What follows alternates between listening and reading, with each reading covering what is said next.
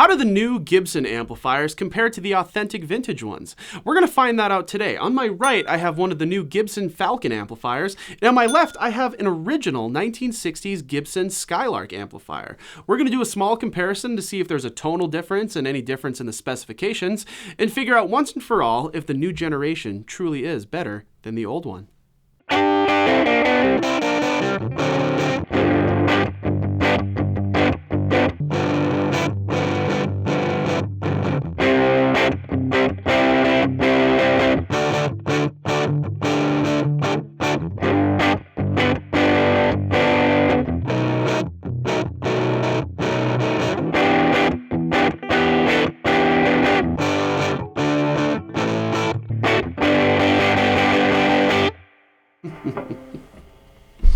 There we go. Out of respect, we're going to start with the vintage generation first. This right here is a Gibson Skylark model GA-5 tube amplifier. It was made sometime between 1954 and 1961. The sources we read into told us they were made in about that span of time. I'm guessing it's probably on the later side of that spectrum. The amp we got from a good friend of ours at the shop named Dave. So Dave, if you're out there watching this, thank you for letting us use this amp. It's a really cool piece. Let's talk specifications. On all fronts, this follows the classic recipe for a good old tube amplifier. There are 3 tubes in here. It's a solid wood enclosure, and there's an 8-inch speaker. The original speaker had been replaced. There's currently a Jensen special design speaker in here.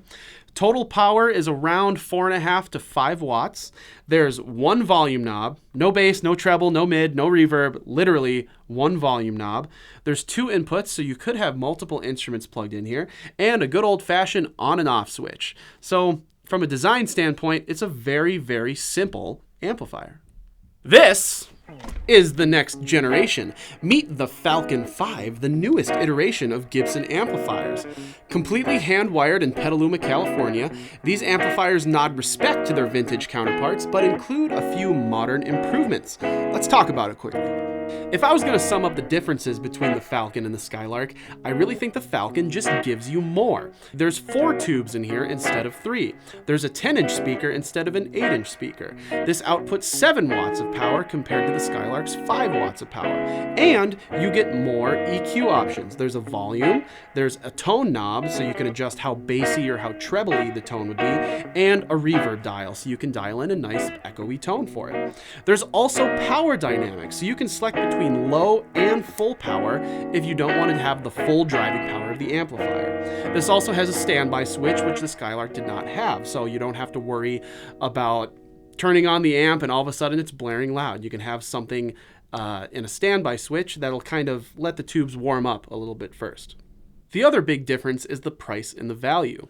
An original Gibson Skylark is selling anywhere between $900 and $1,200 on Reverb, whereas these new Falcons are retailing for $14.99. Now, to some of us, that might seem rather expensive, but when you really consider what you're paying for in the vintage ones for that price point and all of the improvements that you're getting in the new ones, I think the price is right where it needs to be, especially considering that all of these amps are completely hand-wired, which is already a nice improvement. So you're going to get a different behavior from the circuitry, and it's also going to be easier to service if you ever need to do repairs to your amplifier. Overall, tonally speaking, maybe no surprise to some of you out there, I prefer the sound of the more modern amplifier. You're getting a more full sound. You know, it's a 10-inch speaker compared to an 8-inch speaker, so you are going to get a wider range of tones to select from. The Falcon had a lot more of a defined low end, which was really pleasant to the ear, whereas the Skylark was just very bright and punchy and lacked some of that low end. On the flip side of the coin though, at the lower volumes, the Skylark sounded beautiful. It had a nice clean tone, and you got to like the halfway point and it started to break up just a little bit, and it really reminded you of that true vintage like rock and roll sound, which was really cool. I think the Falcon takes it though, just because the modern improvements that they made with it, with that Blackbird speaker and the extra EQ so you can control how bassy or trebly it sounds, it's kind of introducing the modern into the vintage and just kind of takes me back even more, honestly. I think I was reminded more of that classic soul and R&B and classic rock and roll sound from the Falcon than I was the Skylark. But to be fair, like, this is the true piece of vintage gear. You were probably playing a 1959 or a 1960 Les Paul through this amplifier, which is pretty cool when you think about it. So it's really cool, just from a story standpoint, that these were the amplifiers they were using for those guitars. It's really cool and such an awesome opportunity that I got to play one of these. It feels like I'm playing a museum piece, honestly. It's really cool. Both have their perks. Both have their story. I think I prefer the Falcon, though.